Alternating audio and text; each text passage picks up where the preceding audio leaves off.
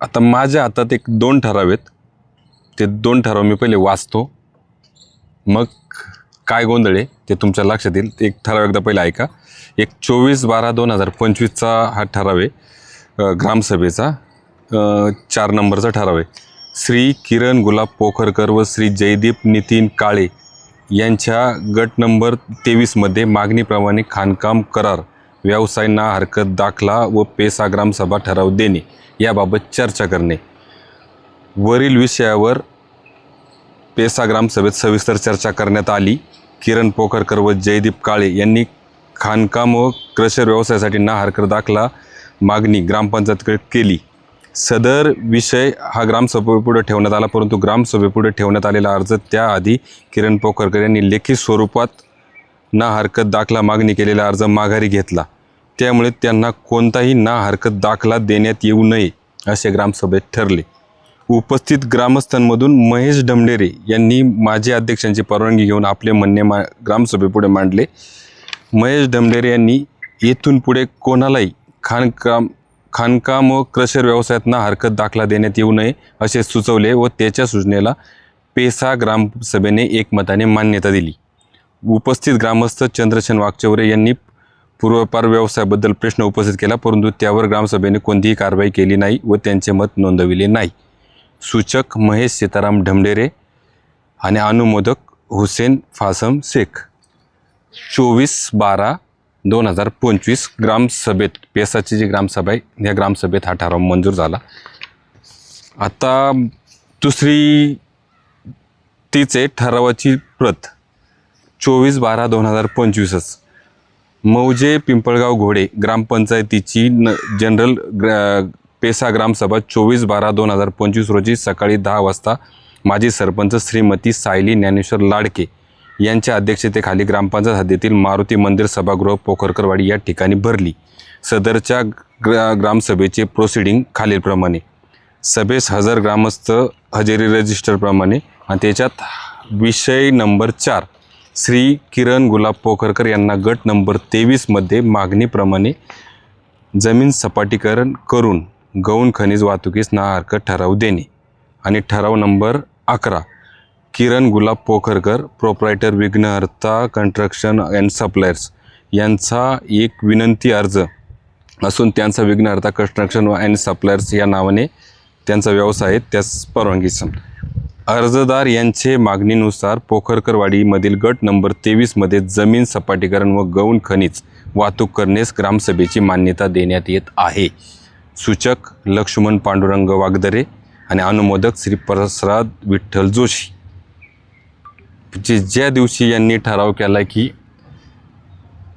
ही अशी कोणतीही परवानगी इथून पुढे देण्यात येऊ नये, त्याच दिवशी यांनी ही परवानगी दिली आणि दोन्ही याच्यावर सह्या आहेत ग्रामपंचायत अधिकारी ग्रामपंचायत पिंपळगाव तर्फे घोडा यांचा शिक्का दिसतोय. सरपंच ग्रामपंचायत पिंपळगाव घोडे तालुका आंबेगाव जिल्हा पुणे यांचाही सध्या दिसतोय. म्हणजे आता याच्यात जर ह्या 2 ठराव पाहिले तर असं लक्षात येतं आहे, एक तर ही जी पेसा ग्रामसभेची ग्रामसभा झाली याच्यात त्यांनी जो ठराव केला, ह्या ठरावाला केराची टोपली दाखवत हे ग्रामपंचायत अधिकारी असेल, तत्कालीन सरपंच असेल, यांनी यांच्या ह्या आधी याला केराची टोपली दाखवत स्वतः ह्या ठरावाला मंजुरी दिली. नाहीतर एकतर दुसरा पर्याय असा असू शकतो की एकतर यांनी हे सही आणि हे शिक्के डुप्लिकेट करत ही मंजुरी पुढून जिल्हाधिकाऱ्यांकडून मिळून आणली. कारण आता जिल्हाधिकाऱ्यांची ही मंजुरी ह्याच ठरावाच्या अधिकारी यांना मिळाल्याचे हे प्रत आपल्याकडं आहे.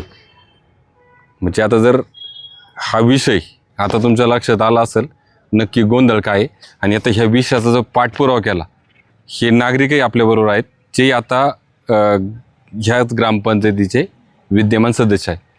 या 2 मिनिट.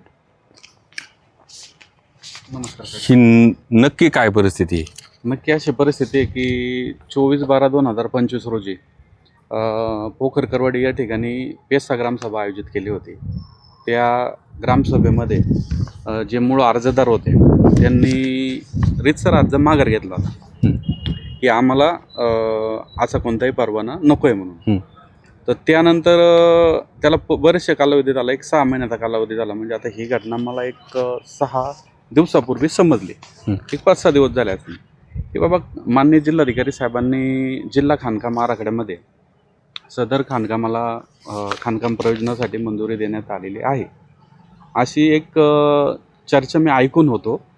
पण खातरजमा करण्यासाठी मी जिल्हाधिकारी कार्यालयामध्ये गेलो. माझं एक दुसरं काम होतं तिथं आणि त्या कामानिमित्त मी गेल्यानंतर जेव्हा तिथल्या अधिकाऱ्यांनी मला तो आराखडा दिला मंजुरीचा, त्याच्यामध्ये एक 55 प्रस्तावांना मंजुरी देण्यात आली होती.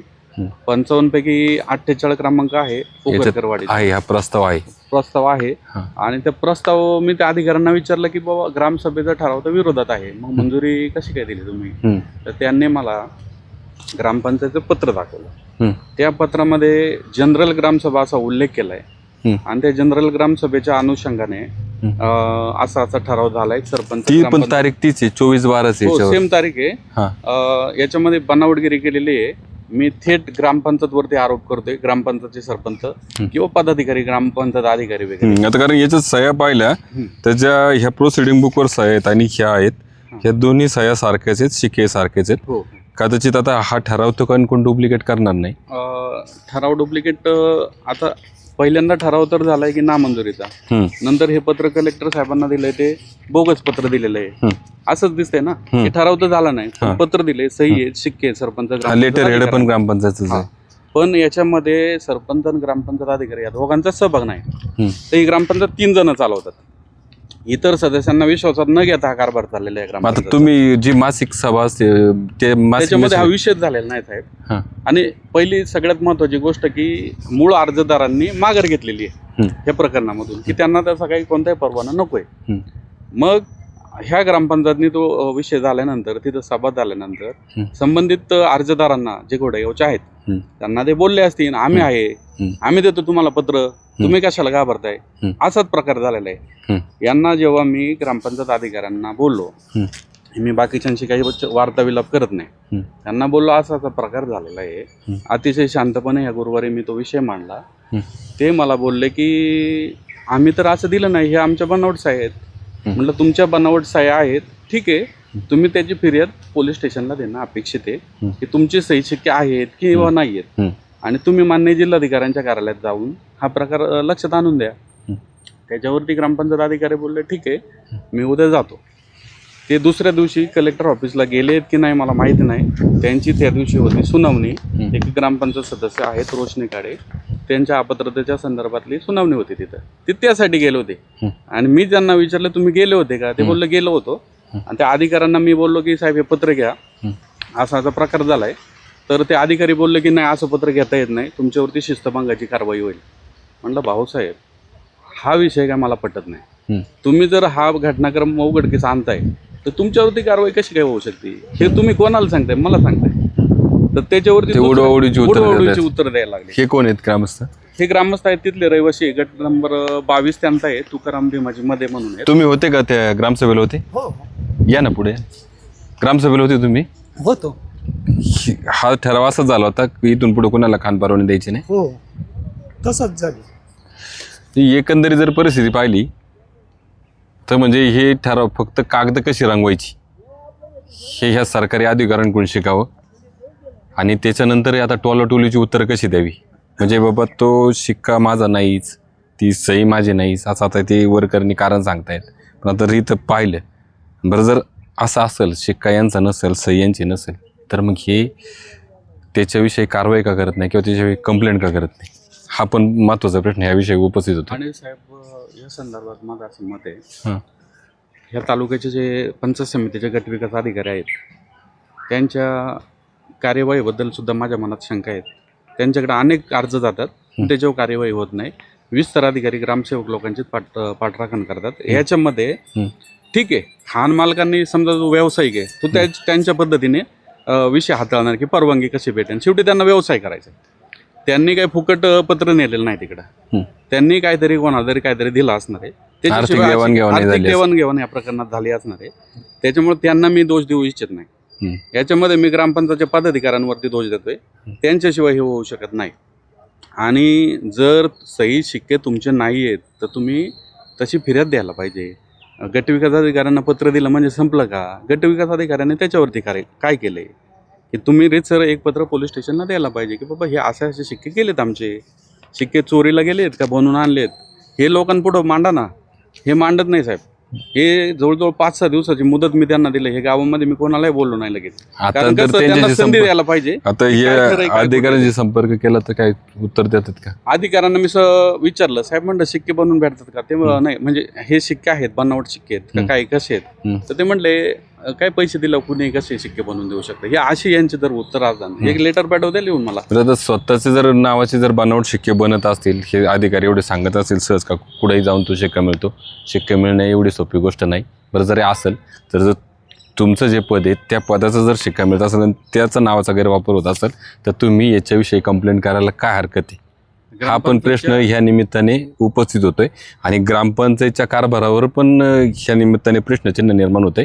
आता इथून पुढे याच्यावर काय फॉलोअप घेतात हे आपण साहेब ग्रामपंचायतच्या लेटर पॅड वरती हा सही शिक्क्याची मागणी करावी लागते की आम्हाला शिक्के बनवून हा नाही बरोबर आहे, ती शिक्के असे भेटतच नाही. परंतु आता याच्यावर ग्रामपंचायतीची भूमिका काय आहे की याच्यात सर्वांचंच अर्थकारण लपलेलं आहे. आता हे काही दिवसात स्पष्ट होईलच. मी विनोद, तुम्ही पाहत राहा पॉलिटिकल केजी.